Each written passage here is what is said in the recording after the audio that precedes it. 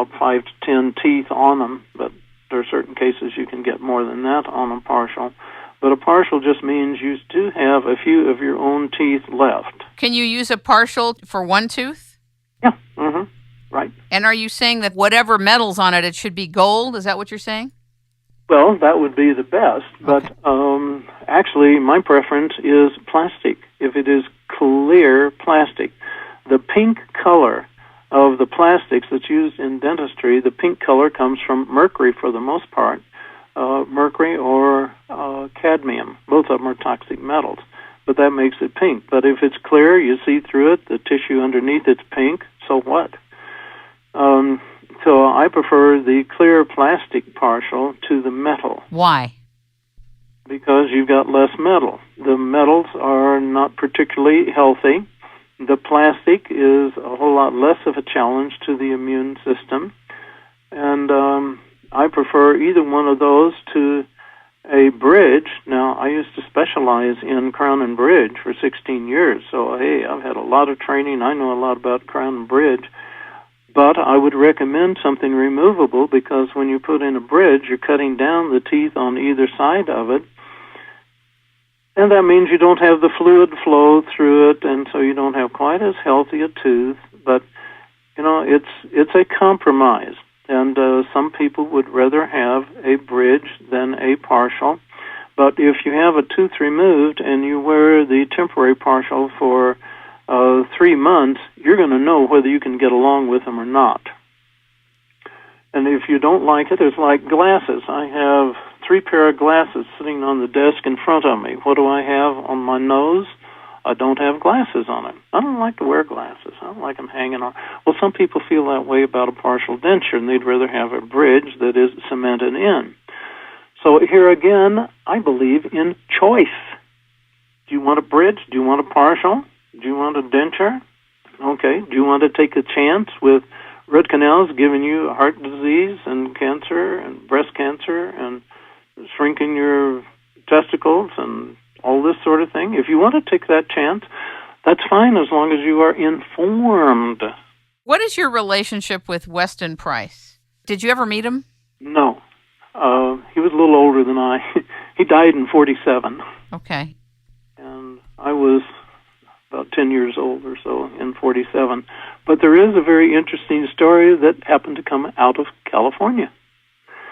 I was lecturing in California, and a little man came up to me, and there were 200 or 300 people in the audience, and afterwards, about half of them came up with personal questions, and so I was just bombarded with this question, bing, bang, hey, what about this? And I was really getting kind of brain strained over it, and somebody kept pulling on my sleeve. And I looked, and this guy standing over there, and he says, please let me have one of your business cards before you run out of them. Okay, he says, I have something very important I want to send you.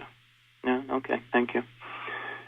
And 6 months later, I get this huge box, and there's no return address because it comes from a place, I think it was called Box It or something like that. It took a while, took several months before I found who sent that to me, and I got a very interesting story. This was a close personal friend of Weston Price. Price called him to his bedside when he was dying, on his deathbed, and he said, I feel I've done a good job on nutrition, and I'm very pleased with that. But with root canals, I spent 35 years trying to convince dentistry to quit doing root canals, and they're doing more than they've ever done before. So I've put together this steamer trunk full of materials that kind of lead up to where I am with root canals. See if you can find somebody that can be stimulated to carry on my work and give this trunk to them. And 40 years later, it was given to me. So I opened it. I didn't know what it was. I was taking my postdoc at the University of Colorado, and I had been told, do not submit any kind of an article with references more than 2 years old because they're of no value. Okay. So I look in this box, and here's stuff from 1900, from 1910, 20, 30.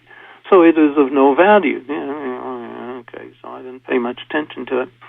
And later I had occasion to go, somebody asked a question on root canals. I said, hey, I got a box of stuff that had something to do with root canals. Let me check it out. And I opened one of Price's books, and I read 3 pages. And I've never done another root canal. And I was good at them at that time. I was killing lots of people. And that wow. my life around again. So, California has been involved in my life on several occasions. But that's my connection with Weston Price. I felt that he was like a little leprechaun sitting on my left shoulder saying, pay attention to this page. And I'd read it, and he was so scientific and so thorough with everything, I couldn't understand it. And then I'd hear the words again, read the page again. So I'd read it again. And sometimes after 3 or 4 times, I would get the idea of what was going on. He did some of the most fantastic research ever done.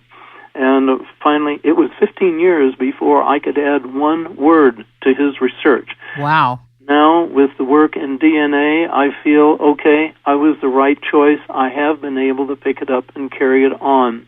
But he did not have radio and television and YouTubes and emails and all that kind of stuff to get stuff around, information around the world like we have today. And that's why I appreciate you, Kim, that you are helping this get out to 25,000 people. And Thank if you a couple so much. dozen of them don't get root canals next week, who were scheduled for it, it's been worth our time to get up this morning. I appreciate it. Would you share a little bit about the dentists in other countries as well? I know you have a great affinity for a particular dentist that does biological dentistry using your protocol in Germany, I think, and in Brazil. But what about the United States? Is there a list people can get going to your website? No. If you call us, we can figure out where you are, what your problems are, and try to match you with somebody. But if I would put out a list, every one of those people would be visited by their dental association or state attorney general the next day, and they'd be selling used cars the next day. So do you want my telephone number? Or? Let's give people your web address, first of all. Web address, that's kind of a cautious place, too. It's pretty complicated. All right. It's drhuggins.com. Okay. DRHUGGINS. We can tell a few things there, but I have been threatened that I cannot tell the truth on my website. So there are some things there. Not that there are any lies there. It's just I cannot tell the whole truth. I can make some suggestions. I can say some things that we have seen. If I use the word opinion, it's okay. But supposedly the web is open. You can do anything you want to it. If that weren't true, you wouldn't have pornography. But if your name is Huggins, you're very limited on what you can say. But our toll-free number is 866-948-4638. That's 866-948-4638. We can see about getting you in the hands of somebody who can do something for you, somebody who has been trained.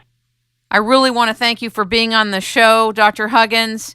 Everybody, you can find out more about Dr. Huggins by going to drhuggins.com.